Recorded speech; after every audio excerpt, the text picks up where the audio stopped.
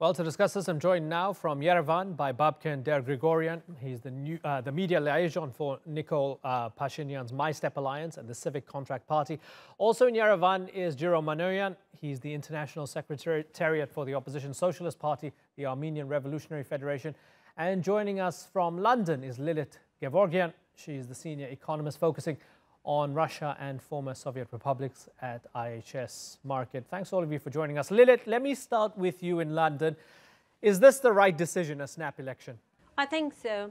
It's not ideal, but considering the circumstances, I think the acting Prime Minister, Nikol Pashinyan, does not really have much choice. And there are two main reasons why I think that the snap elections are needed as soon as possible. Firstly, in terms of the economy, you need to remove risks such as political instability, institutional weakness, considering that Pashinyan's party has only a couple of votes in the parliament, and there is a huge need of reforms. And secondly, as long as the parties that are not necessarily representing the large electorate are sitting in the parliament, they gravitate towards them the forces that would like to see this revolution reversed.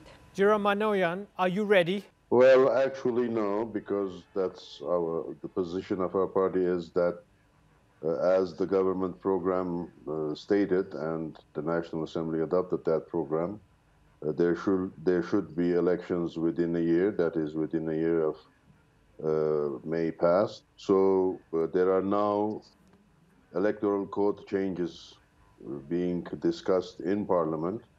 Actually, today, the special session turned down in first reading those changes. We are in favor of those changes, but the majority or relative majority doesn't agree, and they just didn't participate in the vote, actually. So it didn't pass. We believe we could have still made those changes at a slower pace and eventually have them adopted and then have elections within that year.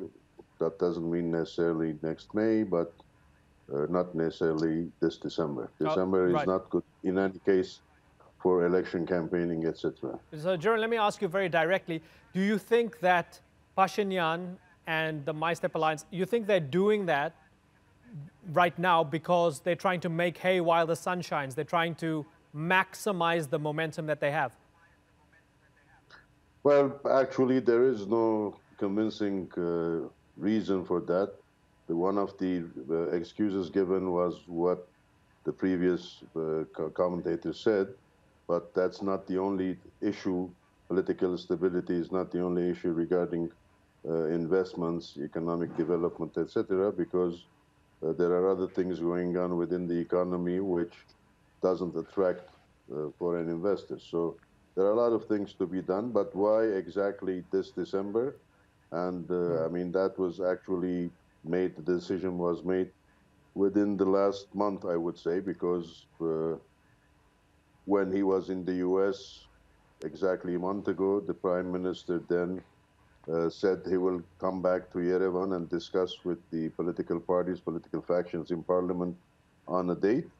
But it seems he decided on his own that it should be December. Okay, so Babken, why exactly December? There's an element of, I guess there's blame from Giro saying the Prime Minister's acting unilaterally here. He's not listening to Parliament, he's not listening to the people.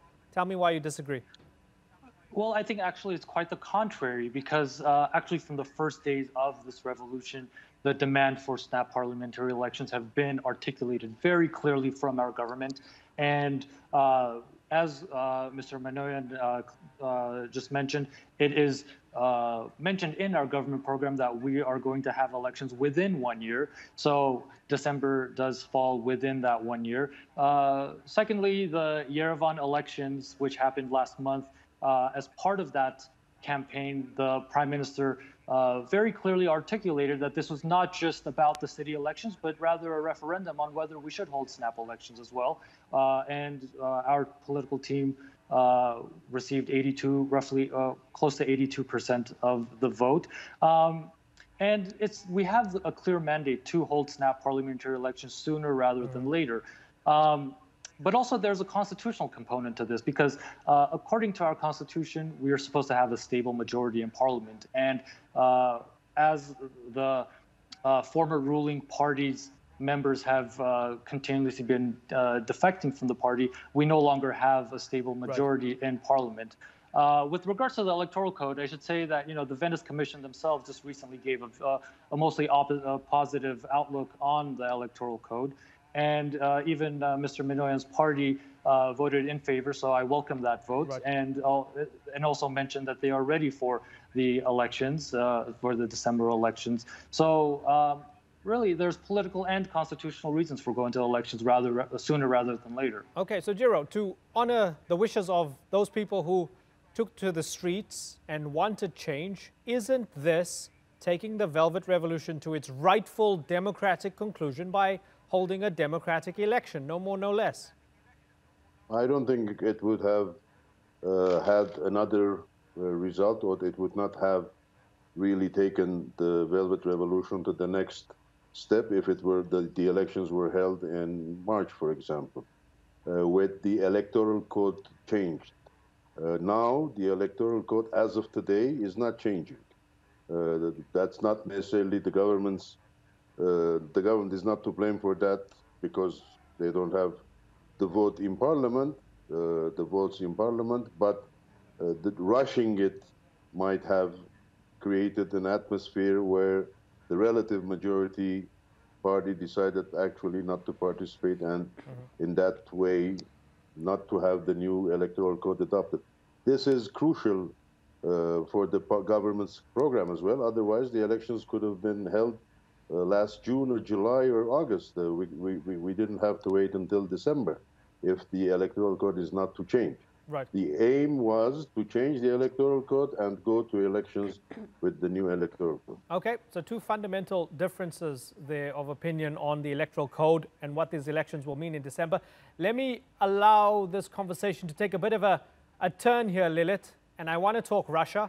And I'm going to ask you about Russia through the prism of Robert Kocharyan and Mr. Putin giving him a call a couple months ago, I think. How important is the current zeitgeist vis-a-vis Russia, and what does this mean for Armenia? Is it going to be turning away from Russia, and what are we going to see happen with Kocharyan? Well, there are two different questions here. When it comes to the revolution or the revolutionary leaders, they set out from the onset of this revolution that foreign policy is not one of the issues that the revolution is happening about. This was exclusively inward-looking process, and the now acting Prime Minister Pashinyan made it very clear that the foreign policy vis-à-vis Russia, or indeed the foreign policy that the previous government had, is not going to change. Now, that is the Armenian perspective. When it comes to Russia, any movement that has democratic origins in essence is problematic for Russia because it brings uncertainty, because it brings in leaders who are less controllable. So in the long term, I would argue that Russia is not interested to see these sort of changes or strong democratic institutions developing in Armenia. From Russian perspective, of course, the former ruling party and the so-called opposition parties, or quasi-opposition parties, that were basically part of the system and very much pro-Russian, would have been a better choice. However, Russia is facing a dilemma. The fact that the revolution happened, and despite having such a vast network of people in Armenia on the ground, they failed to see that this is happening. And the fact that all those former elite parties or political parties in effect are not really supported by the public, so there is not much political capital to work with, is a problem for Russia. Despite the overtures towards Kocharyan, who actively sought those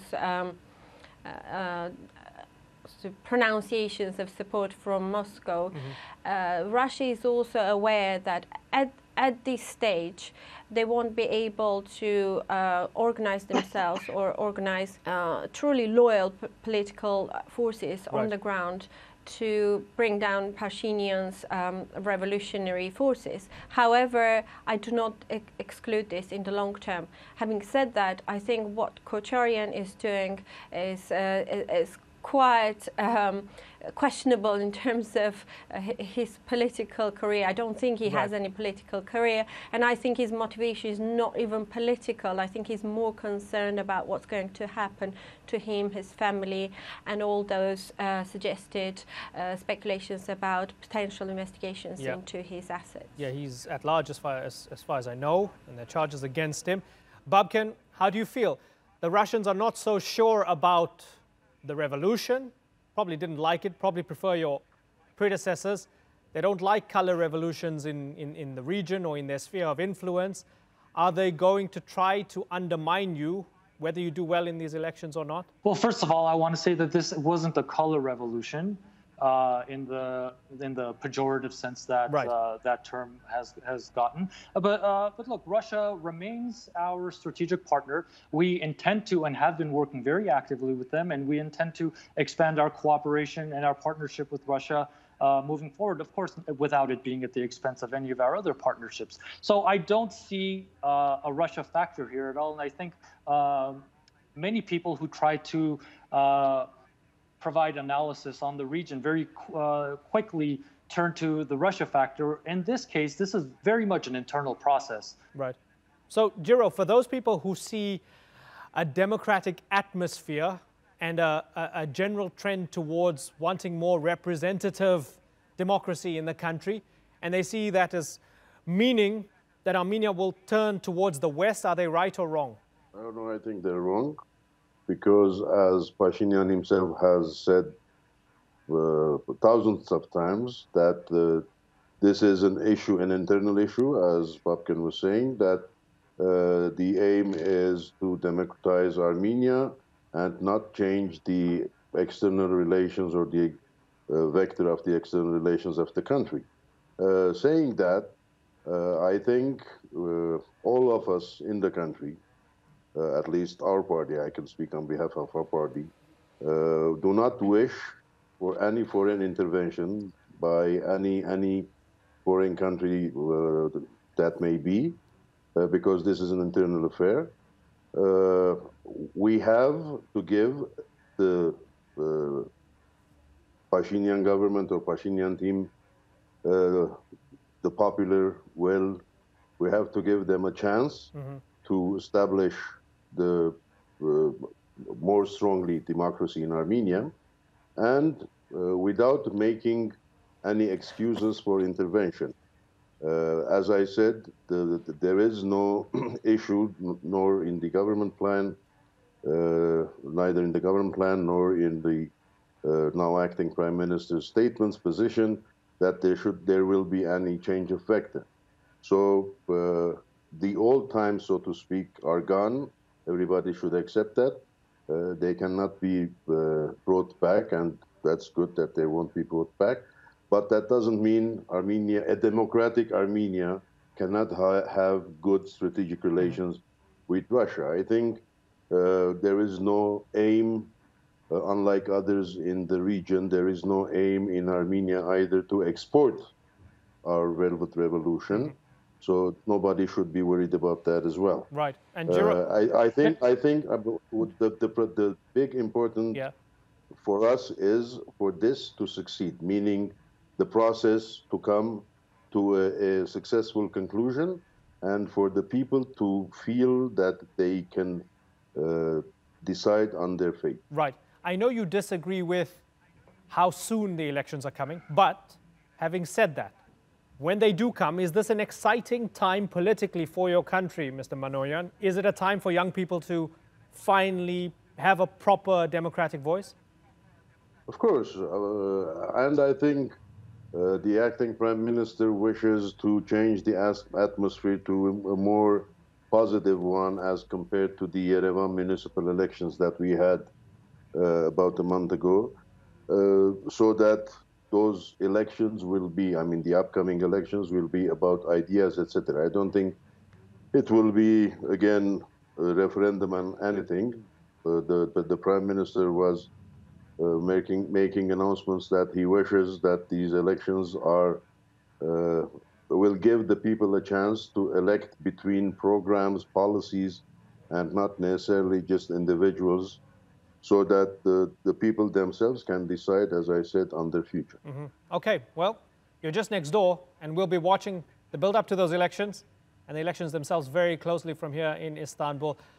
For the moment, I have to move on, but I thank you all for joining us here on the Newsmakers. Babken DerGrigorian, Giro Manoyan, and Lilit Gevorgyan, thanks again.